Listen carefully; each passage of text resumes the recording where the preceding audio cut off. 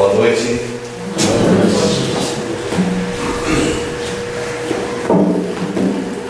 Que a paz de Jesus possa estar em nossos corações.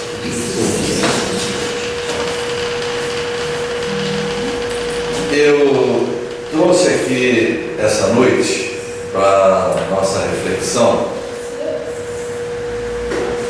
alguns pontos que eu diria pontos em comum entre o Evangelho de Jesus e a doutrina espírita.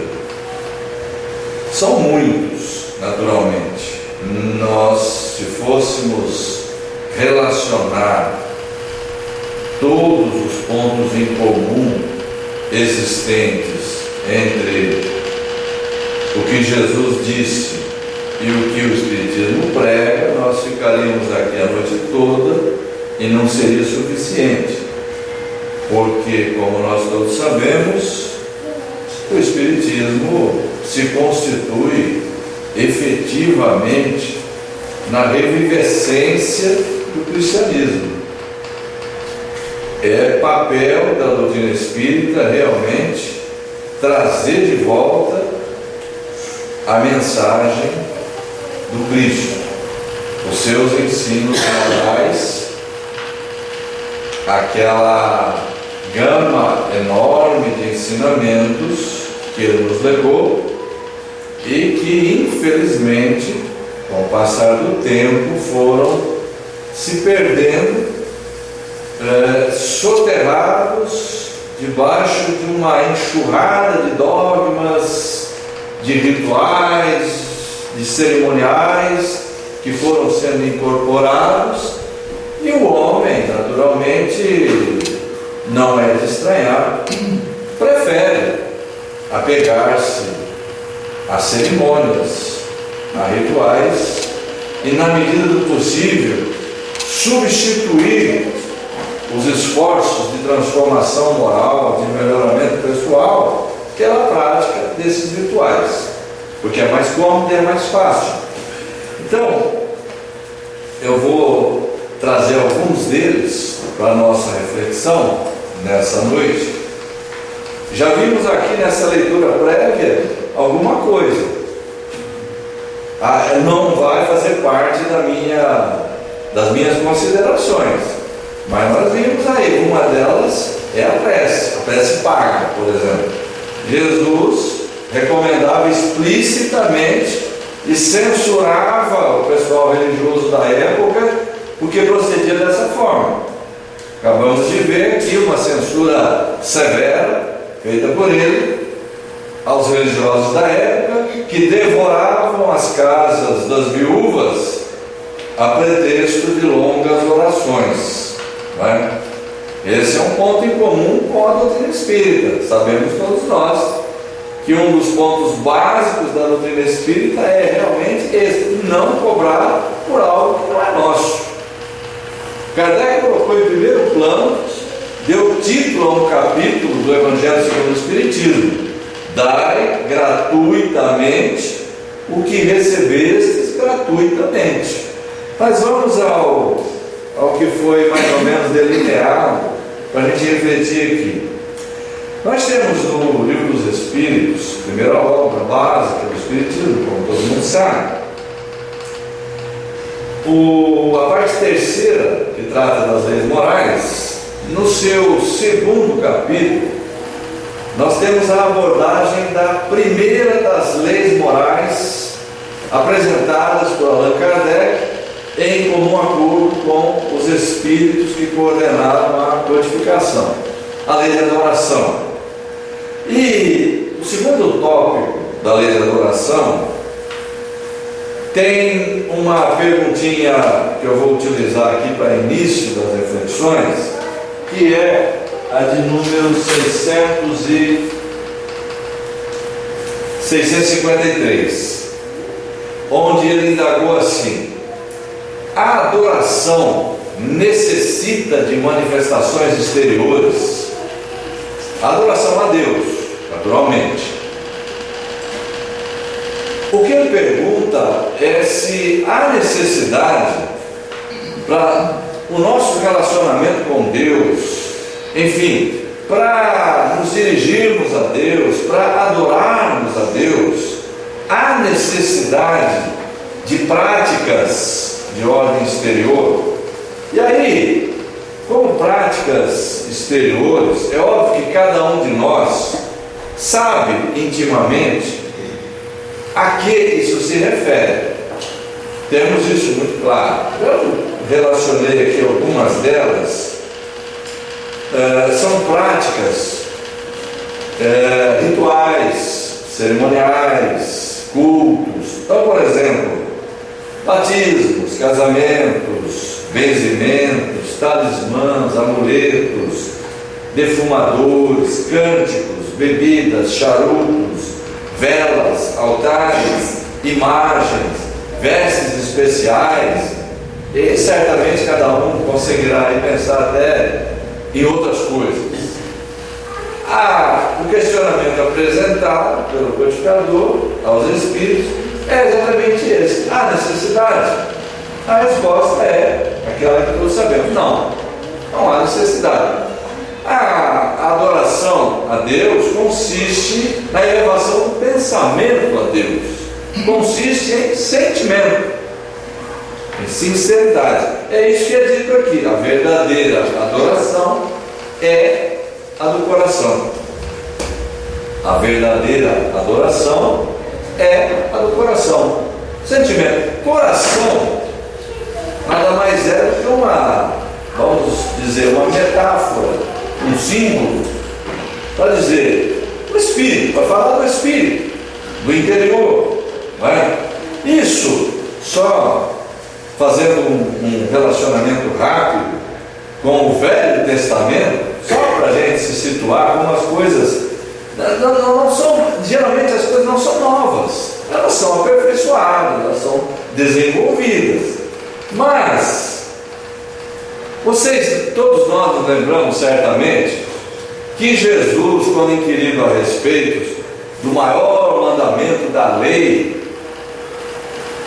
ele informou de forma sucinta: amarás o Senhor teu Deus de todo o teu coração, de todas as tuas forças. Aqui foi perguntado o maior mandamento da lei. Trata-se de uma discussão, tratava-se de uma discussão em torno da lei de Moisés, a lei que regia a religião da época, que regulamentava. Então, está aqui. Onde é que ele foi buscar isso? Não está nos 10 mandamentos. Não está lá. Está numa outra parte. Está no Deuteronômio, que também traz os 10 mandamentos, que também está no Êxodo. Para quem conhece um pouquinho do Velho Testamento sabe, os 5 primeiros livros que são atribuídos a Moisés, mas que provavelmente, e hoje se afirma quase que com certeza, não foi ele que escreveu, mas são atribuídos a ele.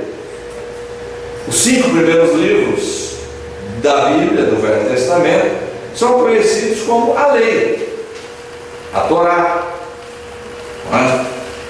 Então a discussão geralmente é como disse, está aqui, Deuteronômio 6:5: amarás, pois, o Senhor teu Deus de todo o teu coração, de toda a tua alma e de todo o teu poder. Só para fazer uma correlação, isso que nós estamos vendo aqui, a verdadeira adoração é a do coração. É uma metáfora, como eu disse, para simbolizar a adoração verdadeira é a do Espírito. Vamos fazer mais um relacionamento rápido, agora no Novo Testamento, no Evangelho de João. João relata aquele encontro de Jesus com a mulher samaritana, que é muito conhecido de todos nós. E num dado momento do diálogo entre Jesus e aquela mulher, ele disse a ela assim: mulher, crê-me que a hora vem em que nem neste monte, nem em Jerusalém adorareis o Pai. Adorareis o Pai. Aqui ele estava falando de lugar. Nós não temos um lugar, não há necessidade de um lugar para adorar a Deus. O templo é o coração. Nós somos um templo de Deus. O espírita vai ao centro espírita para se instruir, para aprender, para estudar. Aproveitamos o momento, o encontro, por se tratar de uma comunhão, uma união de pensamentos, e naturalmente fazemos preces, elevamos o pensamento. Isso é um ato de adoração. Mas a finalidade básica da nossa vinda aqui não é adorar a Deus. Nós adoramos a Deus em qualquer lugar, em qualquer momento do nosso dia, onde quer que estejamos, o que quer que estejamos fazendo, trabalhando, em casa, jogando futebol, em qualquer parte. O que interessa é, na hora certa, no momento certo, a elevação do pensamento e a concentração do sentimento sintonizando com Deus, não é? Mas ele diz mais: a hora vem e é agora, a hora vem e agora é, em que os verdadeiros adoradores adorarão o Pai em espírito e em verdade, porque o Pai procura a tais que assim o adorem. Deus é espírito, e importa que os que o adoram o façam em espírito e em verdade. Em espírito e em verdade é óbvio, com sentimento, como está aqui. Acabamos de ver aqui no Livro dos Espíritos a mesma informação, em consonância, portanto, com esse ensinamento. Em espírito, com sentimento, com coração, e em verdade, ou seja, de forma sincera, autêntica, sem mentira, sem dissimulação, sem falsas aparências, que era uma crítica frequentemente feita por ele aos religiosos da época. Mas continuando aqui no Livro dos Espíritos, aqui há uma informação interessante. O Espiritismo não condena a adoração exterior. Ele só perguntou se era necessário. Não, isso ficou estabelecido, não há necessidade. Mas pode ser útil? É a pergunta que vem dentro dela, dentro da outra, é um sub-questionamento. É útil ou pode ser útil? O que dirão os Espíritos aqui? Sim,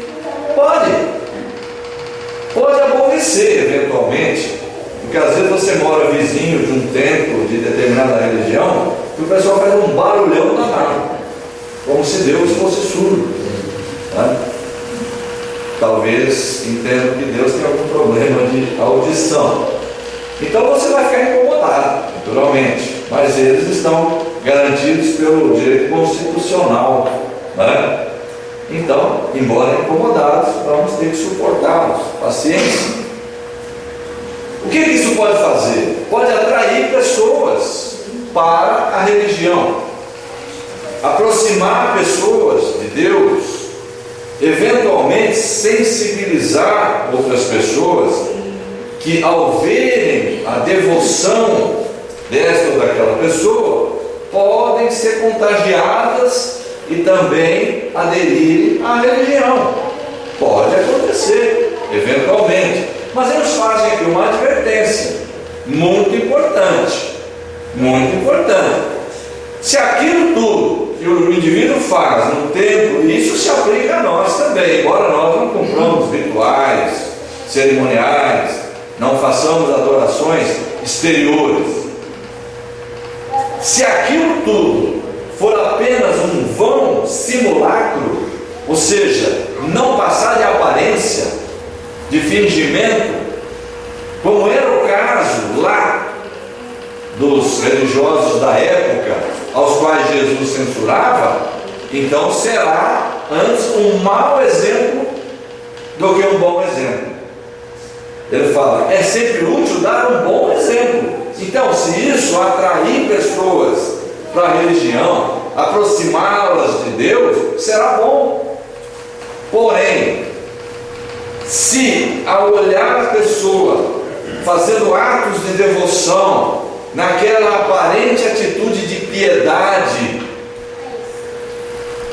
o que poderia contagiar aquele que está de fora, mas este também observar depois a conduta daquele religioso lá fora e descobrir que não é nada daquilo, aí será antes um mau exemplo do que um bom, e afastará a pessoa da religião ao invés de atraí-la, porque a pessoa irá pensar: bom, se lá dentro a pessoa faz tudo aquilo e aqui fora ele age dessa forma, então deixa eu ficar bem longe de tudo aquilo, porque aquilo não deve ser nada que preste.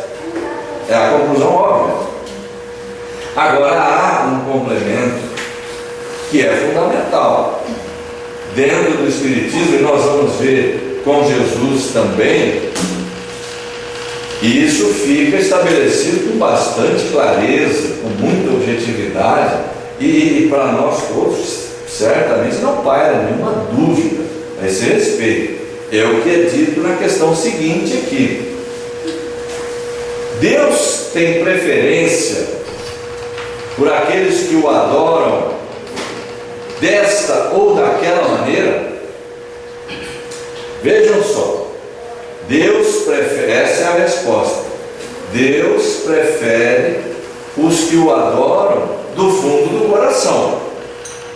Já foi dito antes, Jesus também havia dito, no Velho Testamento já estava lá, como vi ali também agora, mas há aqui um acréscimo interessante: os que o adoram do fundo do coração, com sinceridade, ou seja, é aquela que Jesus se referiu, adorar em espírito e verdade, está em perfeita consonância, não é? Mas aqui há um acréscimo imprescindível de ser considerado: fazendo o bem e evitando o mal. Não adianta ficar só na adoração, por mais sincera que ela seja. Precisa ir além. Precisa ir além.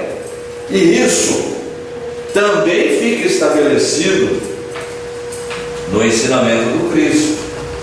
Vamos recordar um outro rapidamente aqui. Esse está no Sermão da Montanha, no relato constante do Evangelho segundo Mateus.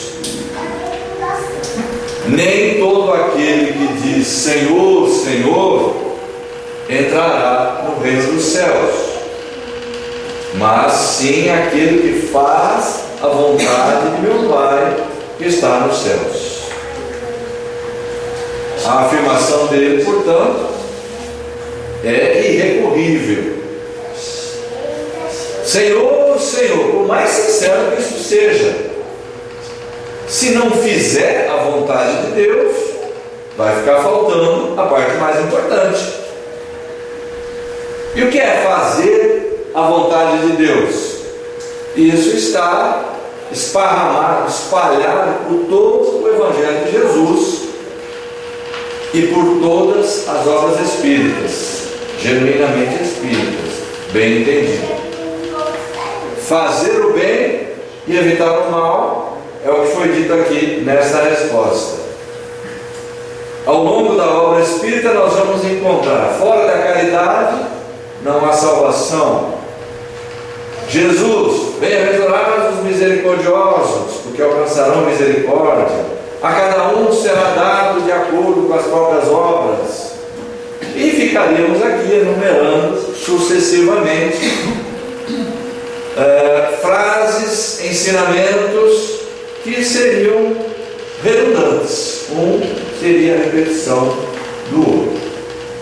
Feita essa introdução, eu vou lembrar é mais como curiosidade do que outra coisa, porque às vezes nós não lemos muito a questão do Velho Testamento, né? Também, com relação ao Velho Testamento,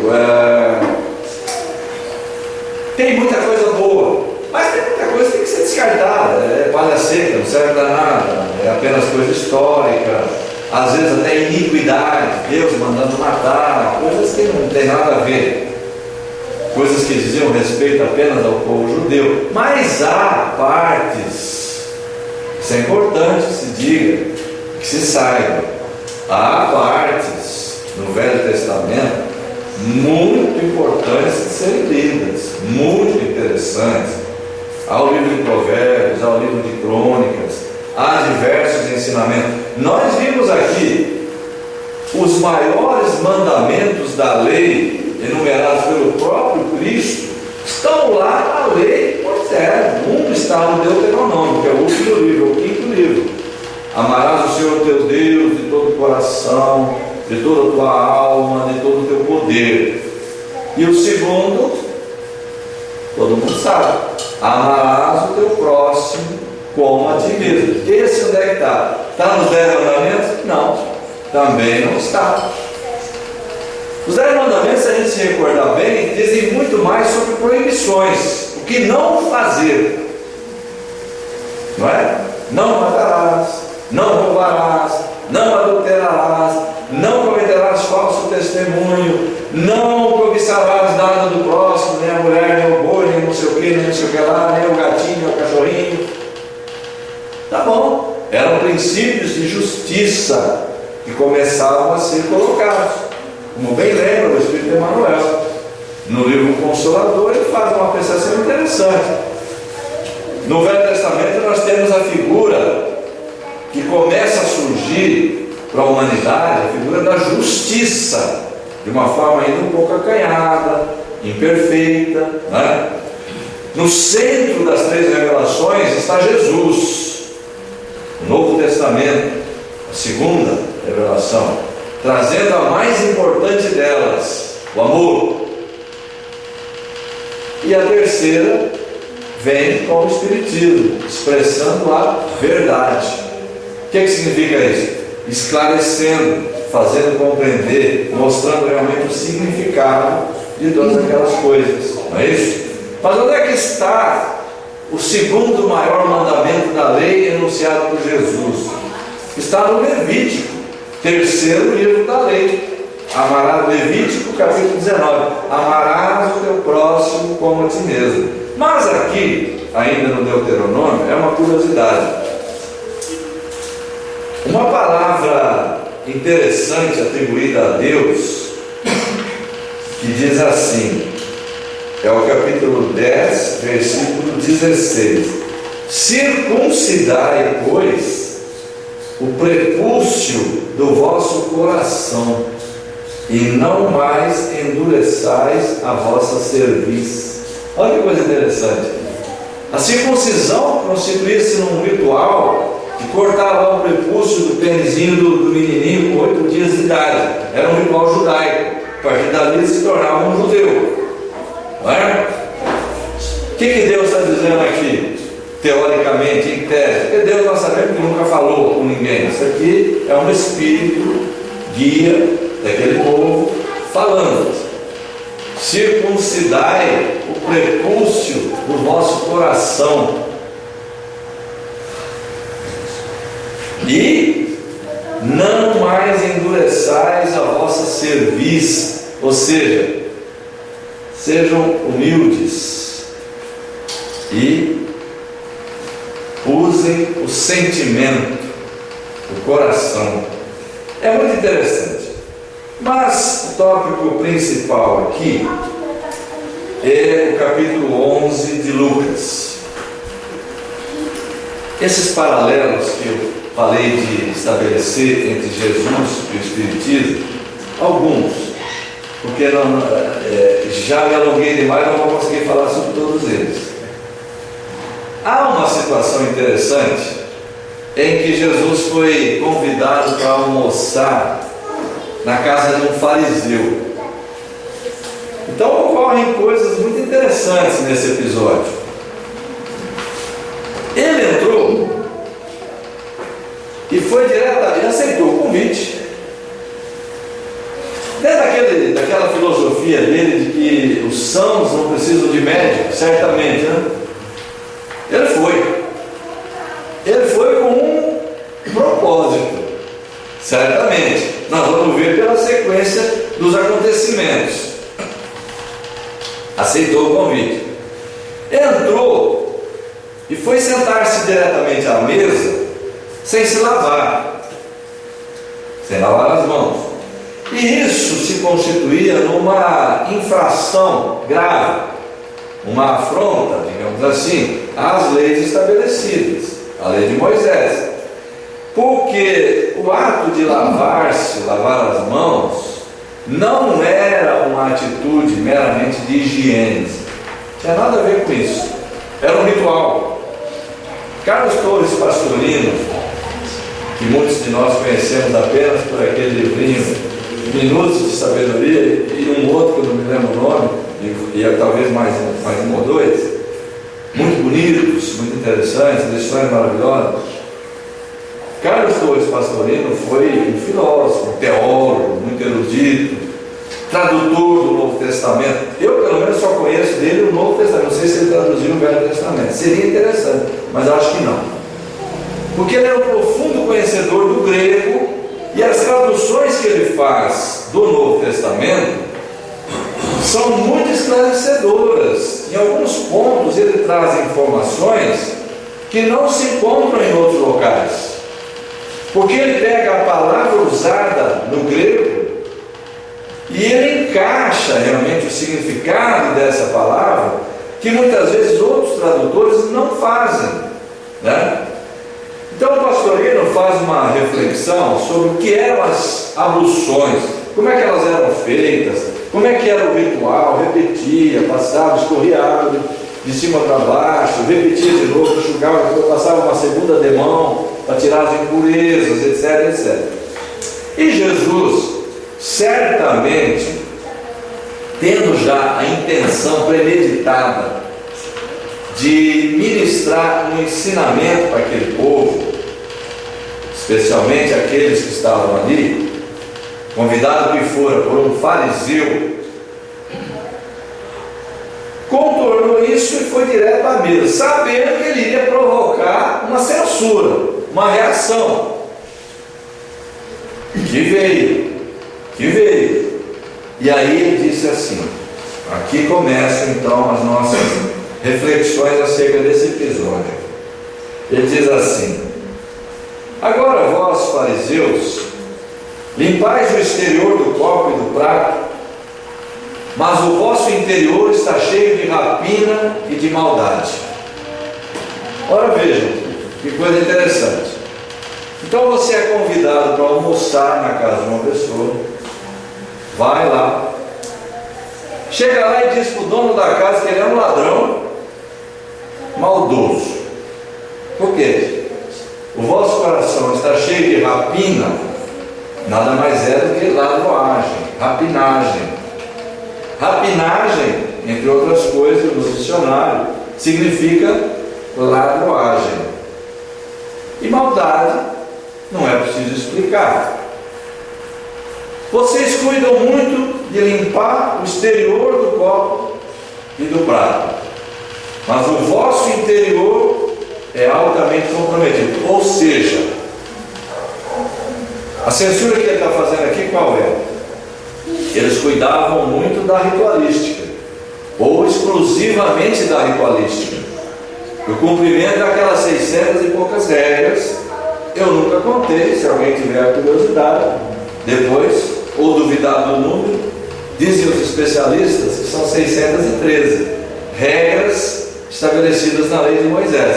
Regras assim, que eram interpretadas por eles como de caráter religioso, de observância rígida e obrigatória, mas eram questões alimentares, de higiene, regras comportamentais, e eles se aferravam a isto.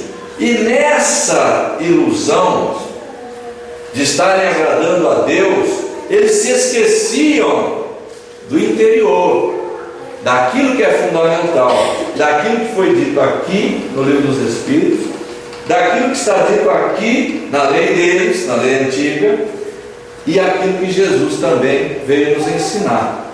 O que é que vale? O sentimento, o coração, o bem que se faça, o amor a Deus e ao semelhante. E nesse quesito, eles estavam deixando muito a desejar. Mas para não alongar, vamos para o seguinte. Aí ele diz assim: dai antes esmola do que tiverdes, e eis que tudo vos será limpo. Aqui a tradução, esta Bíblia aqui, é de João Ferreira de Almeida, um dos mais conhecidos tradutores bíblicos. Mas João Ferreira de Almeida, com todo o respeito que nós devemos a ele, era protestante. Se converteu, era português, morreu ali pelo ano 1680 e pouco. Converteu-se ao protestantismo por volta dos 14 anos de idade. E as traduções dele, muitas vezes, são influenciadas pela tendência protestante. Todas as traduções bíblicas sofrem esse problema, todas, invariavelmente. Cada um puxa a brasa para a sua sardinha naquilo que é possível puxar. Quando se fala na Bíblia em reencarnação, muitas vezes eles deram um jeitinho de contornar, de tirar daqui e dali, mas não conseguiram eliminar todos os pontos. Ficaram muitos pontos ainda que você pode puxar, e o novelo vai se desenrolar, e você vai encontrar ali a ideia da reencarnação. Mas fizeram o possível para tirar, fizeram todos os esforços, nem sempre conseguiram. Então aqui ele fala: dá a esmola do que tiverdes, e eis que tudo vos será limpo. Pastorino fala um pouquinho diferente, fala assim: dai antes a esmola do conteúdo, e eis que tudo começa a ficar melhor, favorável a vocês. Vejam bem, a proposta do Cristo nesta hora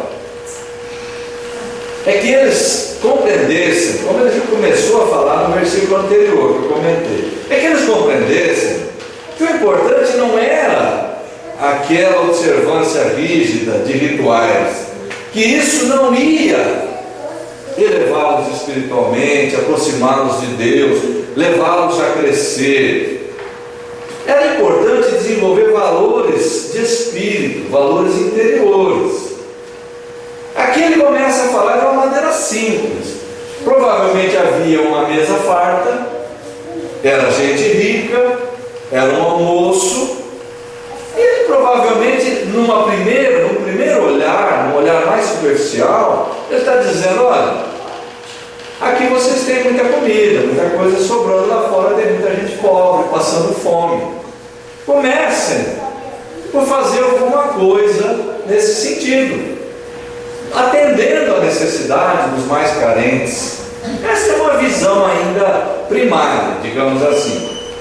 Uma caridade material que poderia ser feita e que é preciso que seja feita, porque aquilo que tem fome não adianta você dar evangelho, você tem que dar pão, não é? Esse é um princípio que todos nós sabemos.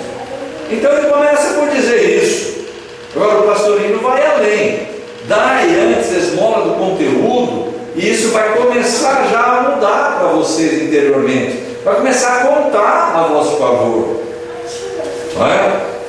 Agora a esmola do conteúdo ele vai além: dar de si mesmo, não ficar apenas na caridade material, que é muito importante, que precisa ser feita, mas é preciso dar de si também, porque às vezes a pessoa não tem possibilidade, não tem recursos materiais, então acaba concluindo que não pode fazer nada. Eu não posso, se eu tivesse eu faria. Não, é possível que se faça, é possível fazer-se muita coisa em benefício do semelhante, sem que para isso se envolvam recursos materiais, se é que eles não existem. Se tiver, melhor, faça, não é? Então ele conclamava aquele povo a começar a praticar alguns exercícios de caridade, de amor ao próximo, que estava na lei, que eles recitavam meditavam nisso a todo instante, como nós vimos aqui, está no Levítico: amarás o teu próximo como a ti mesmo. Mas na prática, isso não era feito, ficava-se apenas na ritualística, e era isso que ele queria combater. Um pouquinho mais. Aí no tópico seguinte, ele vai abordar um outro ponto, ainda sobre a questão ritualística, a qual eles eram apegados. Vós, fariseus, aqui começa o ai de vós. Ai de vós, em Lucas é curto, então uns 3 ou 4. Em Mateus tem uns 7, 8, é mais longo, por isso eu peguei esse texto de Lucas. Ai de vós, fariseus, que dizimais a hortelã e a arruda e toda hortaliça, e desprezais o juízo e o amor de Deus. Importava fazer essas coisas sem esquecer as outras. Aqui é melhor lermos isso aqui em Mateus. É melhor ler esse versículo aqui. Ai de vós, fariseus e escribas hipócritas. Mateus aqui incluiu também os escribas. Pois que dais o dízimo da hortelã, do endro e do cominho, e desprezais o mais importante da lei, o juízo, a misericórdia e a fé. Deveis, porém, fazer essas coisas e não omitir aquelas. Aqui eu quero começar a destacar um ponto que é interessante. De um lado ele critica e censura o exagero, o modo como eles estavam excessivamente aprisionados às práticas ritualísticas e se esquecendo do que era fundamental na lei de Deus. A questão do pagamento do dízimo sobre todo o valor comercializado, eles levavam isso a tal extremo.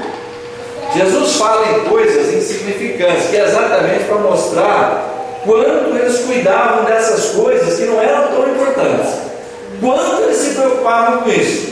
Vocês pagam o dízimo de hortelã, vocês pagam o dízimo de cominho, de qualquer hortaliça. Ou seja, os valores mais insignificantes, vocês são rigorosos nisso, nessa observância. Só que vocês esquecem do que é fundamental na lei divina, que é o amor. Aqui ele fala o juízo, a misericórdia e a fé.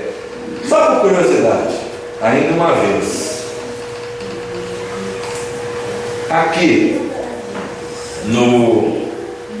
agora nos profetas, em Oséias capítulo 6, versículo 6, supostamente Deus falando, para eles era Deus: porque eu quero misericórdia e não sacrifício, o conhecimento de Deus mais do que os holocaustos. Isso não deixa a menor dúvida. Estava na lei, da qual eles se vangloriavam de serem rigorosos cumpridores. Mas o que é que eles cumpriam? Apenas a parte ritualística, aquilo que é fácil, aquilo que o homem preferiu depois que o cristianismo foi sendo absorvido pelo império, incorporar aos seus procedimentos e deixar de lado a grande proposta do Cristo de reforma moral, de mudança, de amor, de caridade, de misericórdia, de solidariedade. O homem preferiu, isso tem sido assim sempre, porque é mais fácil, é muito mais fácil você cumprir um ritual. Você vai lá, dá o seu dinheirinho ali, fiz a minha obrigação, do que reformar-se interiormente, porque aí você começa a ter que renunciar a muita coisa, abrir mão de muita coisa, e nem sempre nós estamos interessados nisso. Muitas vezes nós vamos preferir realmente pensar da forma mais cômoda. Aí eu fico bem com Deus e pronto. Isso já não basta? Então, era o que eles pensavam. E o esforço de Jesus Era no sentido de mudar esse pensamento, estabelecer neles um novo paradigma, derrubar esse paradigma antigo, que estava muito fortemente enraizado no comportamento deles. E o Espiritismo faz exatamente a mesma coisa. Não tem ritual de espécie alguma. A proposta do Espiritismo é a mudança do ser humano. Essa é a meta essencial da proposta espírita, levar a cada um de nós a essa reflexão e a essa proposta de mudança interior, para que nos tornemos pessoas melhores. Essa é a essência, essa é a proposta. E para finalizar, para não alongar demais, isso aqui também já falei, então vamos voltar aqui no Lucas. Tem um ponto aqui que precisa ser dito de qualquer forma. Sobre a questão da hipocrisia, das práticas exteriores, etc., tem um monte de outras coisas que eu acho que agora já seria desnecessário até dizer. Vamos pegar aqui no comecinho do Sermão da Montanha, de Mateus, do Evangelho de Mateus, que é o mais completo. O Sermão da Montanha é o mais completo aqui. Aqui tem 3 capítulos inteiros, né? No Evangelho de Lucas tem também Sermão da Montanha, nos outros 2 não. Mas em Lucas é um pedaço curto. Aqui eu quero destacar o seguinte: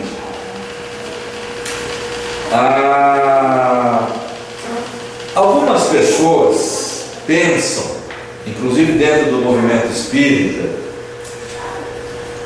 que Jesus sancionou tudo que estava no Velho Testamento, porque ele disse aqui, segundo algumas traduções bíblicas, o seguinte: não cuideis que eu vim destruir a lei ou os profetas. Não vim destruir, mas cumprir. Essa tradução aqui, como eu disse, é de João Ferreira de Almeida. Segundo o pensamento do Pastorino e de alguns outros intérpretes altamente eruditos, esclarecidos, a melhor tradução para o verbo grego, porque o Novo Testamento, não sei se todos sabem, mas o Novo Testamento foi escrito em grego, todo ele escrito em grego.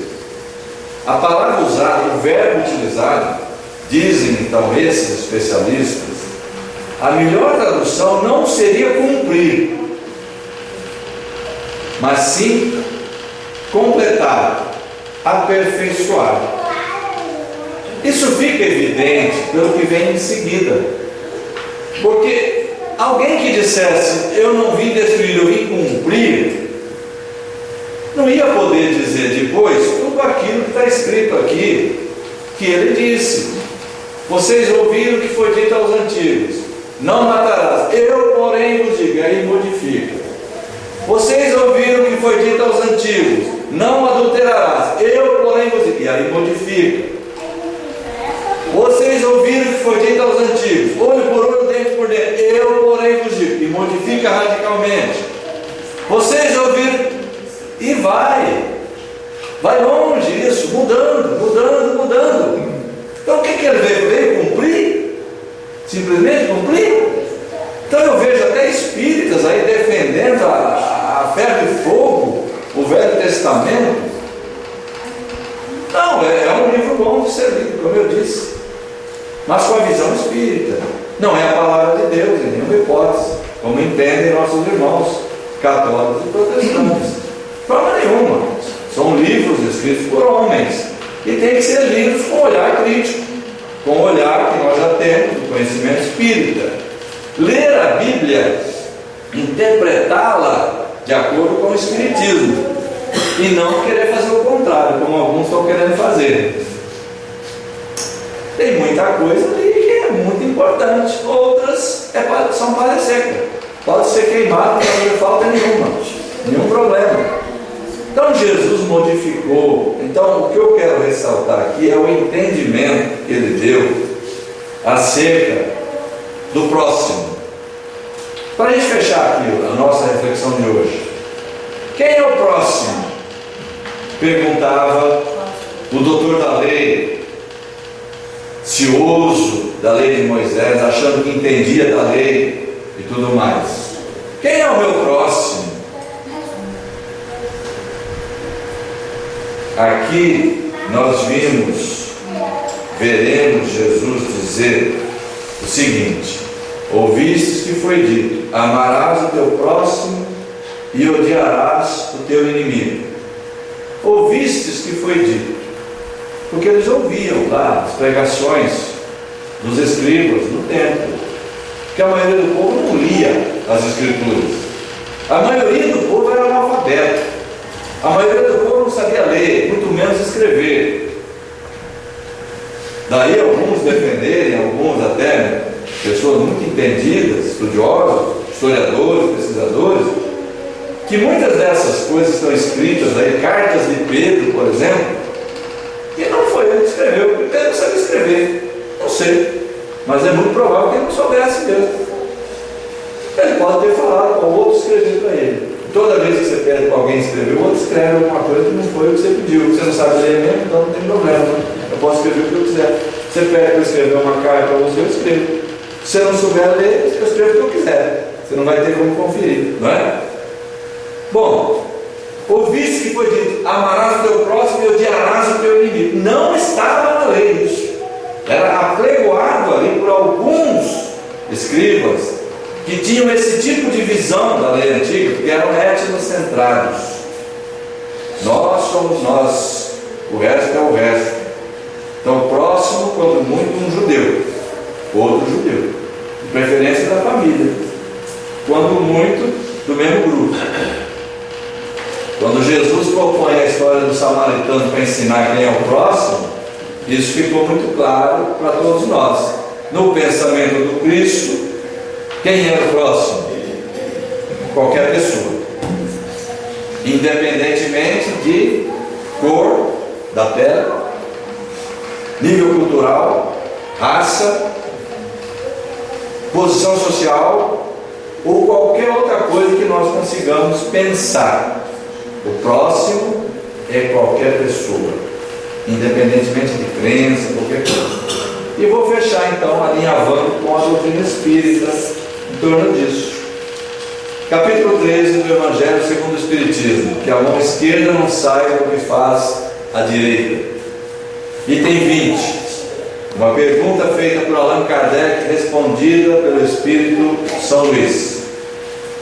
A beneficência, ou a caridade, como queiramos entender, é bem compreendida quando se limita ao círculo de pessoas da mesma opinião, da mesma crença ou do mesmo grupo. É assim que tem que ser? Vem alguém aqui na porta, um necessitado, um pobre, pedindo uma cesta básica, você fala, senta aqui, responde aqui o questionário primeiro. Você é espírita? Não. Então, já não passou no primeiro quesito, pode ir embora. Aqui nós só atendemos, só somos solidários, só amparamos, só damos coisas para espíritas. Se você não é espírita, converta-se primeiro, depois você vem. É assim que funciona aqui, Diogo? Não, pois é sobretudo o espírito de seita e de partido que deve ser abolido, porque todos os homens são irmãos. O verdadeiro cristão vê irmãos em todos os seus semelhantes, e para socorrer o necessitado não procura saber a sua crença, a sua opinião, seja ela qual for. Fica claro, portanto, nessas breves reflexões, fica muito claro que a linha de pensamento deixada por Jesus, o Cristo, a todos nós, está em todos os pontos em perfeita consonância com aquilo que a doutrina espírita vem nos ensinando a partir de 1857. Fiquemos então com essas reflexões. Que Deus nos guie, nos ampare sempre. Muita paz a todos. Obrigado. Muito obrigado.